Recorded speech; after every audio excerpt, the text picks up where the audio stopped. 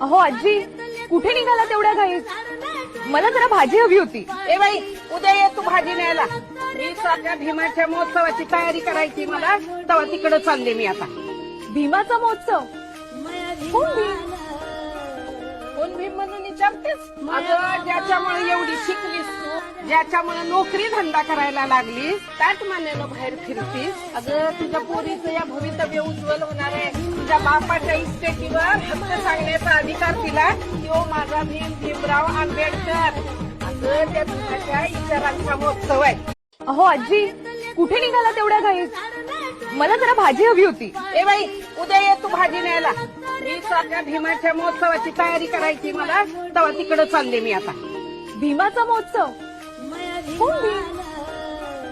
कोण भीम म्हणून विचारतेस? अगं, ज्याच्यामुळे एवढी शिकलीस तू, ज्याच्यामुळे नोकरी धंदा करायला लागलीस, त्याच मान्यानं बाहेर फिरतीस. अगं, तुझ्या पोरीचं या भवितव्य उज्ज्वल होणार आहे. तुझ्या बापाच्या इस्टेटीवर हक्क सांगण्याचा अधिकार दिला तो माझा भीमराव आंबेडकर.